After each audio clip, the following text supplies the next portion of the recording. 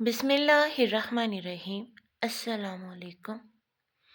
ہمارے پڑوس والے گھر میں پچھلے 3 دن سے گہری خاموشی چھائی تھی۔ نہ تو گھر کا کوئی فرد گھر سے باہر نکلا اور نہ ہی باہر سے کوئی گھر کے اندر آیا، سوائے ان کی 2 شادی شدہ بیٹیوں کے۔ محلے کے سبھی لوگ متجسس بھی تھے اور کچھ پریشان بھی کہ رفیق صاحب کے گھر میں ایسا کیا ہوا ہے۔ رفیق چاچا کی چھوٹی بیٹی نمرا میری ہم جماعت بھی تھی اور سہیلی بھی۔ میں نمرا کو بلانے کے لیے ان کے گھر گئی، مگر گھر کا اندرونی منظر دیکھ کر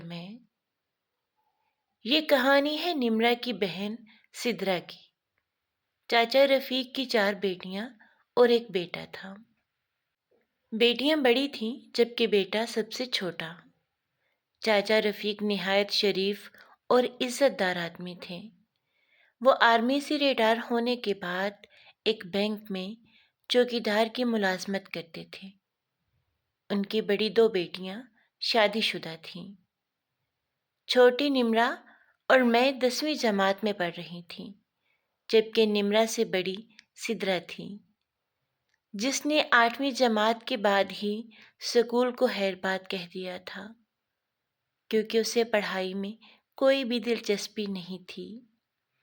بڑی بہنوں اور ماں باپ نے بہت سمجھایا کہ میٹرک تک تو پڑھ ہی لو، مگر وہ نہ مانی۔ وہ باقی بہنوں سے تھوڑی الگ تھی، ضدی اور خودسر تو تھی ہی، مگر ساتھ ہی کچھ عجیب سی فطرت کی مالک تھی۔ ان کے گھر میں ایک ہی موبائل تھا، وہ بھی پرانے دور کا، جو صرف ان کی امی کے پاس رہتا تھا، جبکہ چاچا کے پاس موبائل تھا، مگر وہ صرف ان کے استعمال میں تھا۔ چاچا ذرا سخت مزاج کے تھے بیٹیوں کے معاملے میں۔ ان کا کہنا تھا کہ نمرا اور سدرا کو اس موبائل جیسی بلا سے دور ہی رکھا جائے۔ ہاں، بڑی اور شادی شدہ بیٹیوں کے لیے یہ پابندی نہیں تھی۔ جی بات ہو رہی تھی سدرا کی، تو سدرا ہر وہ کام کرتی جس سے اسے روکا جاتا۔ اب اسے موبائل چاہیے تھا، جس کی وجہ سے وہ ایک بار اپنی امی سے مار بھی کھا چکی تھی، مگر وہ باضد تھی۔ میں اور نمرا اکٹھی اسکول جاتی تھیں۔ جب میں نمرا کو بلانے جاتی تو اکثر سدرا خراب موڈ کے ساتھ ہی نظر آتی۔ بعد میں نمرا کے ذریعے ہی پتہ چلتا کہ معاملہ کیا ہے۔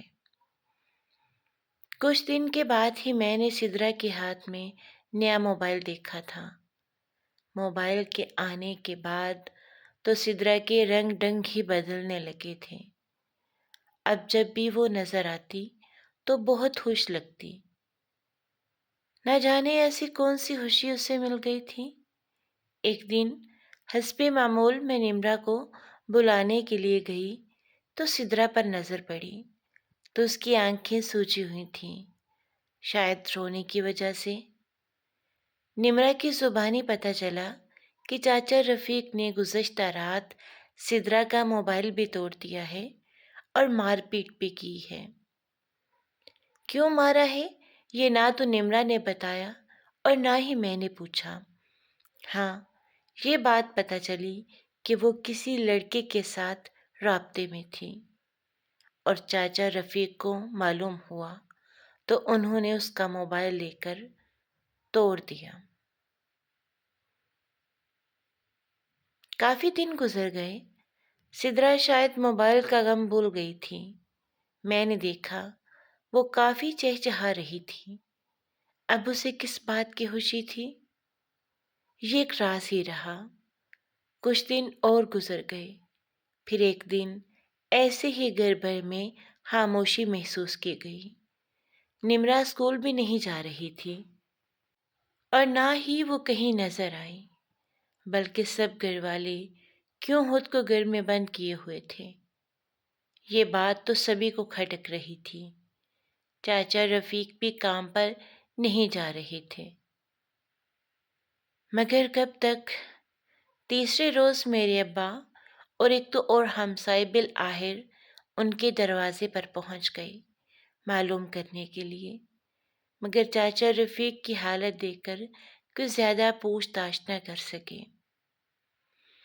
اسی دن دوپہر کو چاچا رفیق کے گھر سے رونے کی آواز پر سب محلے والے ان کے گھر پہنچے تو پتہ چلا کہ سدرا گھر سے غائب ہے۔ وہ کہاں گئی اس کے بارے میں کوئی نہیں جانتا تھا۔ 3-4 دن تک اس کو ڈھونڈنے کی مہم جاری رہی، مگر وہ کہیں ہوتی تو ملتی نہ۔ ان کے گھر میں ایک پرانا سا کمرہ تھا جس میں کاٹ کباڑ اور فالتو سامان پڑا رہتا تھا، مگر کچھ دنوں سے اس پر تالا تھا۔ اور یہ کیوں تھا، یہ کہانی کے اینڈ پہ پتہ چلے گا۔ اس بات کو 15 سے 20 دن ہو چکے تھے جب ایک دن پولیس کو چاچا رفیق کو لے جاتے سب نے دیکھا۔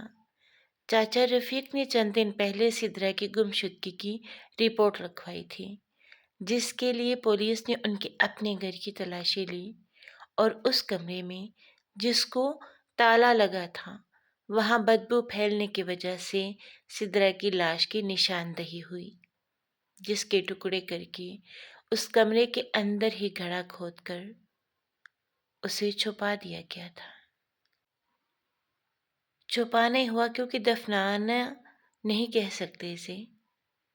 لاش کو وہاں سے نکال کر باقاعدہ دفن کیا گیا، جبکہ چاچا رفیق نے اعتراف جرم کیا کہ سدرا کو انہوں نے خود مارا ہے، کیونکہ انہوں نے سدرا کو کسی لڑکے کے ساتھ نازیبا حالت میں اسی کمرے میں دیکھا تو ان کی غیرت نے یہ گوارا نہ کیا کہ ایسی لڑکی کو زندہ چھوڑا جائے جو اپنے ساتھ ساتھ اپنے ماں باپ کے سروں میں بھی خاک ڈال رہی تھی، جبکہ وہ لڑکا بھاگ گیا تھا۔ اور ویسے بھی جب اپنی اولاد میں ہی شرم و حیا نہ ہو تو۔ چاچا رفیق ابھی تک جیل میں تھے، مگر یہ غیرت کے نام پر قتل تھا، وہ جلد ہی رہا ہو جائیں گے۔ باپ کہاں بیٹیوں کے ایسے کرتوت برداشت کر سکتے ہیں؟ مجھے تو حیرت ہوتی ہے اور دکھ بھی ہوتا ہے ایسی بیٹیوں پر جنہیں نہ تو اپنی عزت کی پرواہ ہوتی ہے اور نہ ہی ماں باپ کا خیال۔ یہی انجام ہوتا ہے ایسی لڑکیوں کا۔ یہ تو باپ کے ہاتھوں مری، جبکہ زیادہ تر اس طرح کی لڑکیوں کا فائدہ اٹھانے والے ہی انہیں مار دیتے ہیں۔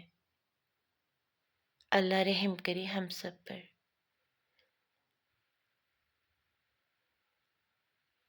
کیسی لگی کہانی آپ کو ضرور بتائیے گا۔ ملتے ہیں پھر کسی سچی کہانی کے ساتھ۔